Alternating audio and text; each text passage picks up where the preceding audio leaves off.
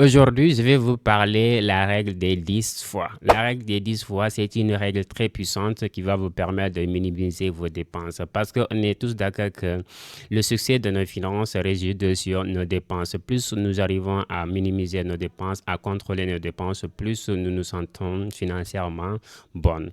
Et au cas contraire, c'est des catastrophes. On a bien compris que gagner de l'argent, ce n'est pas ce qui est difficile, mais comment gérer l'argent, c'est ça qui est plus difficile.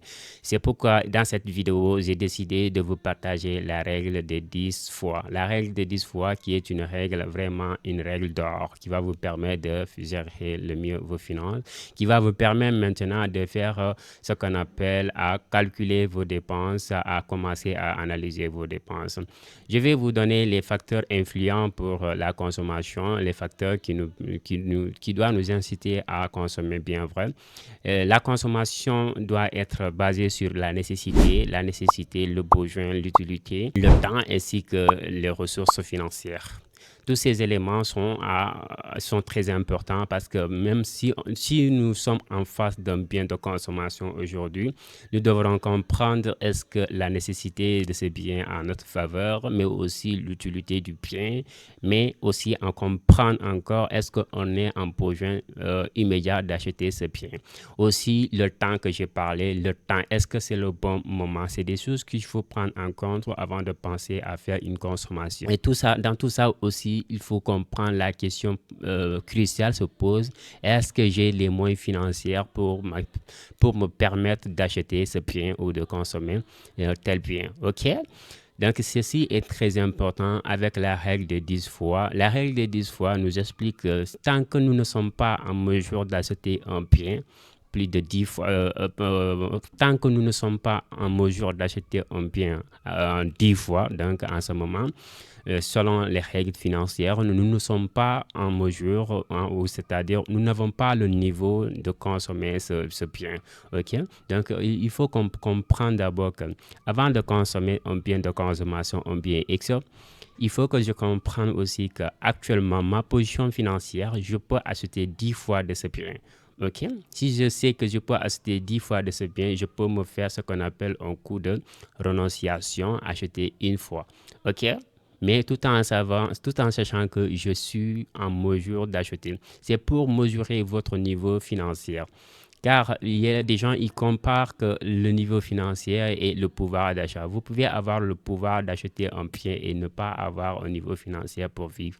On suppose qu'un téléphone je prends un exemple pour un téléphone même Samsung qui coûte à 120 000 francs. Par exemple, aujourd'hui, si je dispose de 120 000 francs dans ma poche, est-ce que cela vous dit tout simplement que j'ai le niveau de vivre avec ce téléphone portable, faire une consommation pour un téléphone portable de 100 000? Bien vrai qu'aujourd'hui, je peux acheter une unité, mais est-ce que je peux acheter plus de 10 fois? Je peux acheter 10 fois le même téléphone et pour l'acheter, il faut que j'ai 10 fois 120 000, 10 fois 120 000, qui sera peut-être 1 200 000.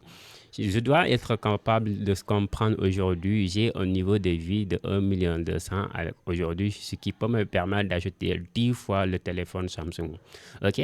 Donc, cette règle, quand vous le comprenez bien, ça vous permet de prendre l'initiative ou d'analyser le mieux vos dépenses. Quel est mon niveau de consommation?